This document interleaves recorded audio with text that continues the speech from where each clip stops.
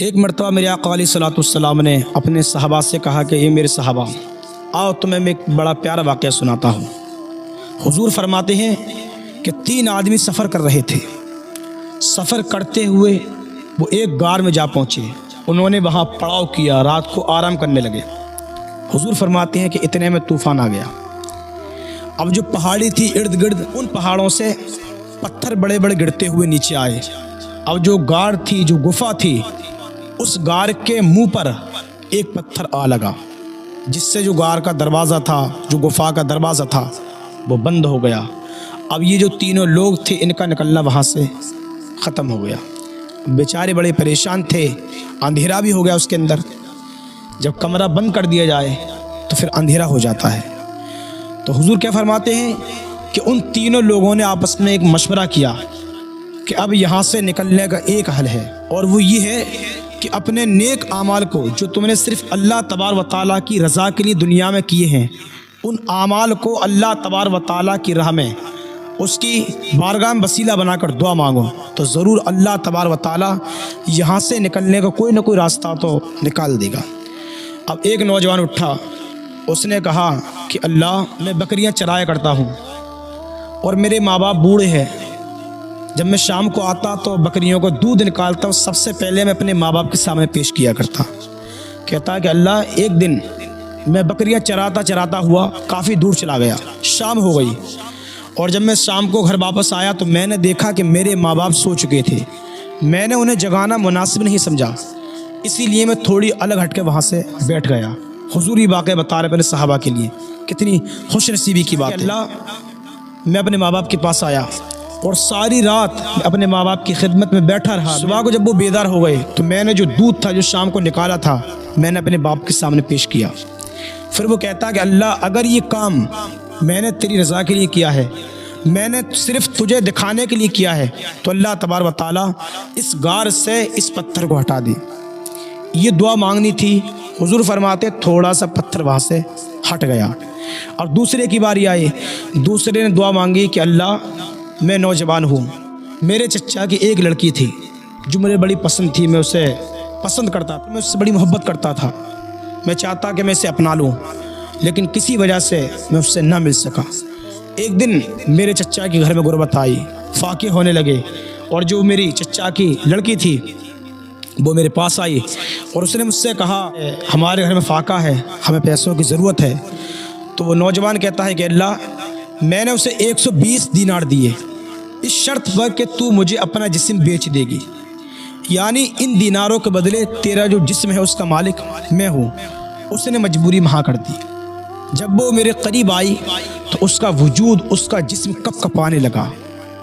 اللہ تبارک و تعالیٰ کا خوف اس کے اوپر طاری ہو گیا۔ اس نے، اور جب میں اس کے قریب پہنچا تو اس نے مجھ سے کہا، اتق اللہ، اللہ سے ڈر، اللہ کا خوف کر۔ کہتا ہے کہ اللہ، میرے پاس جذبات بھی تھے، جوانی بھی تھی، خواہش بھی تھی، موقع بھی تھا، لیکن جب اس نے یہ جملہ بولا، اتق اللہ، اللہ سے ڈر، مولا میں تجھ سے ڈر گیا، اور میں نے اس لڑکی کو اس کے حال پر چھوڑ دیا، میں نے اسے معاف کر دیا، اور کہا کہ مولا، جن دیناروں کے بدلے میں نے اس کا جسم خریدا تھا، میں نے وہ دینار بھی اس سے نہ لیے، میں نے وہ بھی اسی کے حوالے کر دی۔ کہا کہ مولا، اگر یہ عمل میں نے صرف تیری رضا کے لیے کیا، تجھے راضی کرنے کے لیے کیا ہے، تو مولا اس پتھر کو یہاں سے ہٹا دے۔ حضور فرماتے وہ پتھر تھوڑا سا اور ہٹ گیا، ابھی اتنا نہیں ہٹاتا کہ یہ لوگ وہاں سے نکل پاتے۔ اب تیسرے کی باری آئی، وہ کہتا ہے کہ اللہ، میں مزدوروں سے کام کرایا کرتا تھا۔ ایک دن ایسا ہوا کہ ایک مزدور اپنی مزدوری کے بغیر گھر چلا گیا، اس نے مزدوری مجھ سے نہ لی اور وہ اپنے گھر چلا گیا۔ اب جو اس کا پیسہ تھا، اس کی مزدوری تھی، میں نے کسی کام میں لگا دی، جس کی وجہ سے کام میں برکت ہونے لگی، کام بڑھنے لگا۔ اسی کی مزدوری کے بدلے بہت ساری بھیڑیں میں نے خرید لی، بہت سارا مال میرے پاس اکٹھا ہو گیا۔ ایک دن یہی مزدور اسی کے پاس آیا اور کہتا ہے کہ بھائی لا، میری پرانی والی مزدوری مجھے واپس کر۔ تو میں نے کہا کہ یہ مال، یہ حویلیاں، یہ زمین، یہ بھیڑیں، یہ اونٹ سب تیرے ہیں۔ تو مزدور نے کہا کہ بھائی کیوں تم مجھ سے مذاق کرتا ہے؟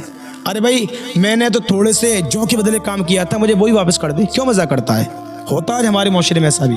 کہا کہ مجھ سے مذاق نہ کر, کہا کہ میری مزدوری واپس کر.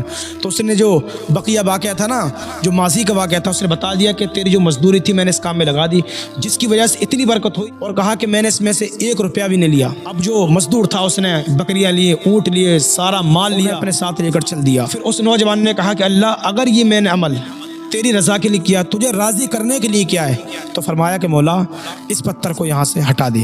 اتنا کہنا تھا, حضور فرماتے پتھر وہاں سے بالکل ہٹ گیا. یہ تینوں خوشی کے ساتھ وہاں سے نکل آئے. بتانے ہی مقصود ہے آج کے ہمارے اس معاشرے میں کہ جب لوگ کسی پریشانی میں مبتلا ہوتے ہیں نا, تو وہ چالاکیاں کھیلنا شروع کر دیتے ہیں. وہ سوچتے ہیں کون سی ایسی چالاکی ہو جس سے ہم یہاں سے نکل جائیں, ہماری پریشانی دور ہو جائے.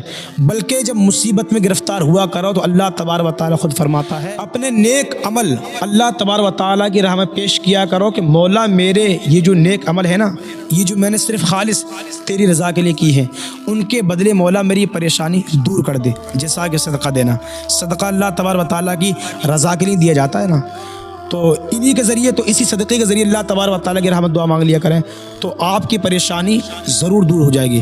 کبھی پریشانی کے عالم میں چالاکی نہ کھیلا کریں, نہ پھر اور زیادہ آپ اس میں پھنس سکتے ہیں. یہ حضور علیہ السلام فرماتے ہیں, آپ نے دیکھا کہ تینوں نے اپنی نیک عمل کی بدولت اپنے نیک عمل کو اللہ تبارک و تعالیٰ کی راہ میں پیش کیا, اور اللہ تبارک و تعالیٰ نے ان تینوں کی پریشانی کو سمجھ کر انہیں اس مصیبت سے آزاد کر دیا. تو یہ اللہ تبارک و تعالیٰ کی شان ہے کہ جب کبھی کوئی مصیبت آیا کرے تو صرف اللہ تبارک و تعالیٰ کا ذکر کیا کرو, اللہ تبارک و تعالیٰ سے لو لگایا کرو, یقین جانو آپ کی مشکل بالکل حل ہو جائے گی.